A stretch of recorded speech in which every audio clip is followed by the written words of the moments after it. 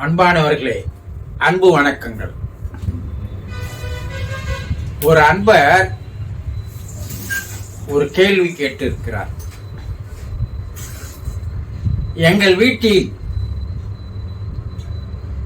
ஒருவர் அகால மரணம் அடைந்து விட்டார். ஒரு வாகனம் மோதி அவர் இறந்து விட்டார்.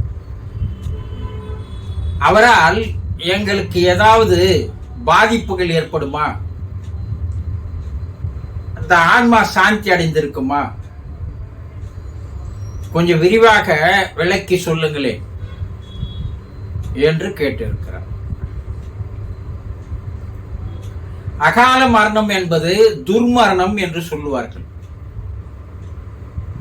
தான் வாழ வேண்டிய ஆயுள் காலம் முழுவதும் வாழ முடியாமல் பாதியிலேயே விபத்துகளால் எதிர்பாராத அதிர்ச்சி ஊட்டக்கூடிய வகையிலே அவர்கள் இறந்து போகின்ற நிகழ்வுகள் அகால மரணங்கள்.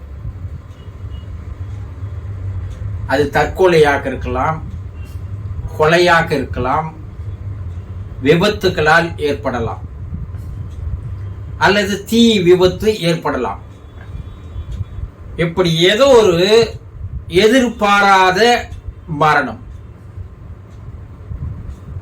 அப்படி எதிர்பாராத மரணத்தால் அவர்கள் உயிர் போயிருந்தால் அவர் உடலிலிருந்து வெளியேறுகின்ற ஆன்மா, அதை என்ன சொல்லுவாங்கன்னா பைசாசம் என்று சொல்லுவார்கள். அது ஆங்கிலத்தில் கோஸ்ட் என்று சொல்லுவார்கள். இப்படி பல பெயர் வைத்து அழைக்கிறார்கள். ஒருவேளை அது ஆணாக இருந்தால் அது பேய் என்று சொல்லுவார்கள், பெண்ணாக இருந்தால் அதை பிசாசு என்று சொல்லுவார்கள். கிராமப்புறங்கள்ல அவன் பேயா அலைஞ்சிட்டு இருக்கிறான், அந்த பக்கம் போகாத,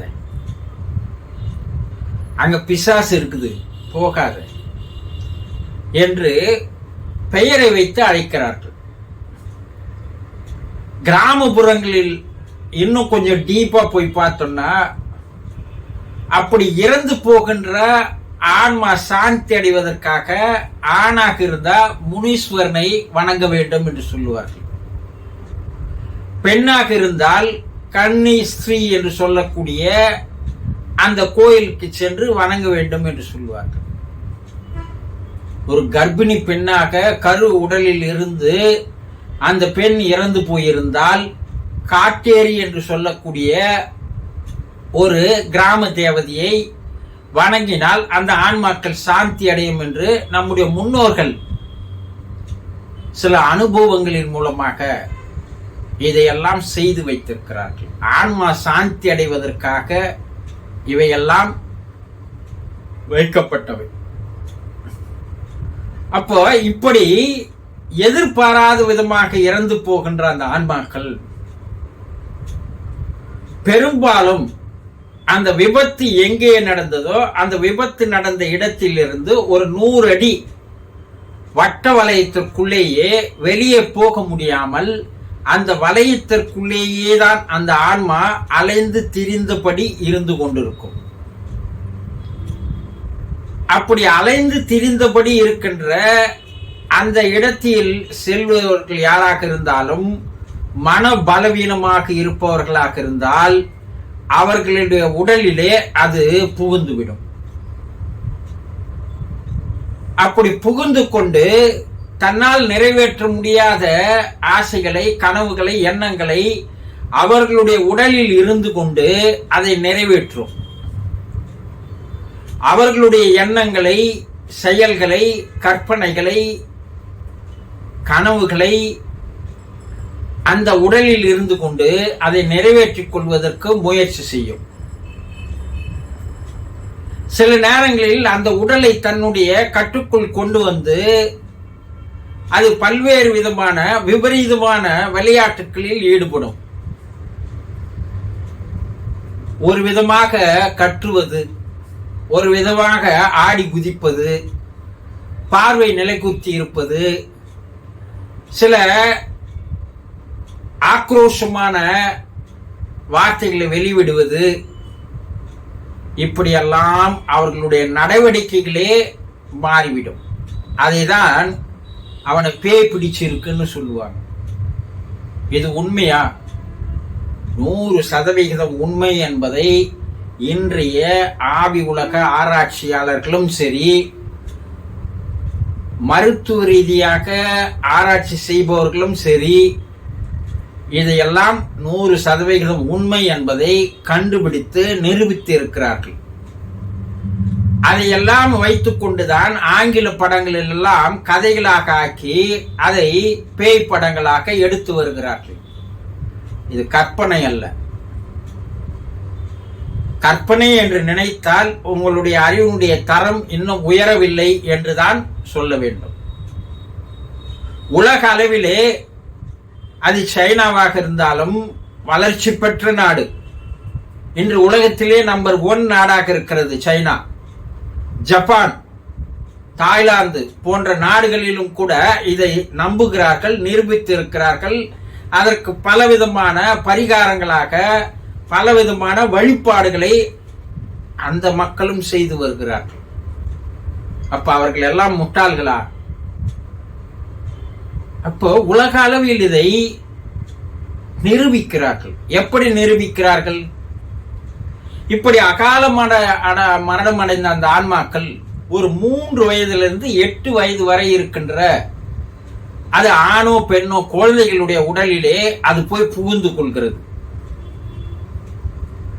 அந்த குழந்தைய அந்த நிமிடத்திலிருந்து அந்த ஆன்மாவுடைய முற்கால வாழ்க்கையை எடுத்து கூறுகிறது.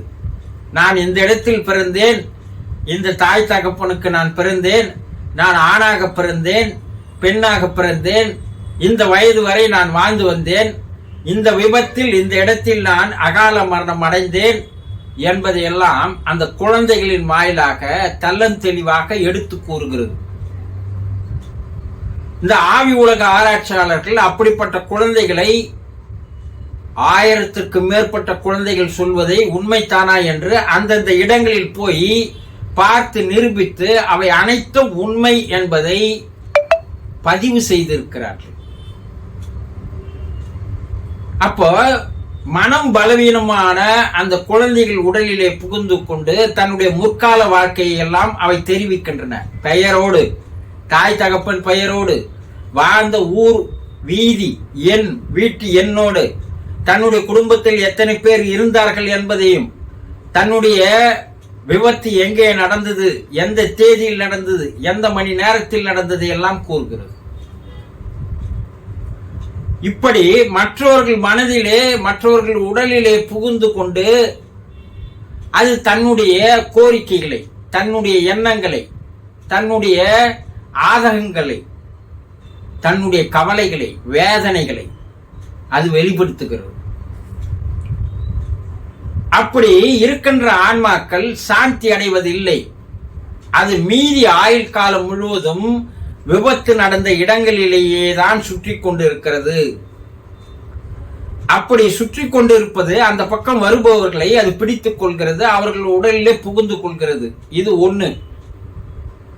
அந்த விபத்து நடந்த இடங்களில் வருகின்ற வாகனங்களை திசை திருப்பி விபத்துக்கு உள்ளாக்குகிறது என்பதையும் நிரூபித்திருக்கிறார்கள். இது 2. பல வாகனங்கள் அந்த இடங்களில் விபத்துக்கு உள்ளாக்கப்படுகின்றன. பல பேர் அதனால் அகால மரணம் அடைகிறார்கள். இதை அந்த ஆன்மா செய்கிறது. சரி, குடும்பத்தில் என்ன செய்கிறது என்றால், குடும்பத்தில் இருப்பவர்களுடைய நிம்மதியை, அமைதியை குலைக்கிறது. தொடர்ந்து அவர்களுக்கு கஷ்டங்களை, பிரச்சனைகளை தொடர்ந்து தந்து கொண்டே இருக்கிறது. அந்த குடும்பத்தில் யாராவது கருவுற்ற பெண்மணி இருந்தால் அந்த கருவை சிதைவு செய்ய வைக்கிறது. பிள்ளைகளை பெற்றெடுப்பதற்கு அது வாய்ப்புகள் தருவதில்லை அந்த குடும்பத்தில். அதே நேரத்தில் அந்த குடும்பத்தில் யாருக்கும் திருமணங்கள் நடைபெறாமல் தடுக்கிறது, திருமண தடைகளை ஏற்படுத்துகிறது. பல்வேறு நோய்களை அந்த குடும்ப உறுப்பினர்களுக்கு தந்து கொண்டே இருக்கிறது. ஒரு நோய் வந்தது, குணமாகியது என்றால் அடுத்தவருக்கு ஒரு நோய் வருகிறது, மருத்துவமனைகளுக்கு போய்கொண்டே இருப்பதாக அது செய்கிறது. பொருளாதார பிரச்சனைகளை உண்டாக்குகிறது. பண கஷ்டத்தை கொண்டு வருகிறது. தொழில் செய்திருந்தால் அந்த தொழிலில் பெரிய நஷ்டத்தை ஏற்படுத்துகிறது. இதை கூட ஆச்சரியமான ஒரு அதிர்ச்சியான செய்தி என்னவென்றால், அந்த குடும்பத்தில் தனக்கு யார் ரொம்ப பிடித்தவர்களோ அவர்களை மரணமடைய செய்து தன்னோடு அழைத்துக் கொள்கிறது. அந்த குடும்பத்தில் மறுபடியும் ஒரு மரணத்தை ஏற்படுத்துகிறது. குடும்பத்தில் மற்றவர்களோடு கருத்து வேறுபாடுகள், சண்டை சச்சரவுகளை உருவாக்குகிறது. உறவினர்களோடு கருத்து வேறுபாடுகளை, சண்டை சச்சரவுகளை உருவாக்குகிறது. நிம்மதியே இல்லாத ஒரு சூழ்நிலையை அது ஏற்படுத்துகிறது. பெண்களுக்கு திருமணம் நடைபெறுவதில்லை, ஆண்களுக்கு திருமணம் நடைபெறுவதில்லை, குழந்தை பேர் வருவதில்லை. அந்த ஆன்மா பல்வேறு விதமான ஆபத்தான காரியங்களை அது செய்து கொண்டே இருக்கும்.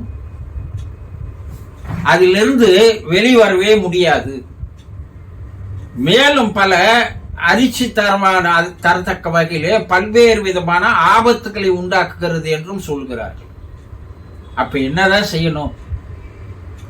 அந்த ஆன்மா சாந்தி அடைவதற்கு என்ன செய்ய வேண்டுமோ அதை அந்த குடும்ப உறுப்பினர்கள் செய்துவிட்டால் அது அந்த இடத்திலிருந்து ஆன்ம சாந்தி அடைந்து மேல் உலகம் நோக்கி செல்லும்.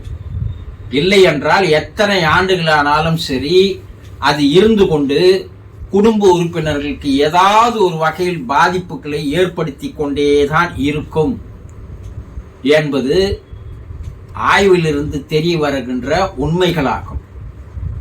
தெரிந்து கொண்டீர்களா? சந்தோஷம்.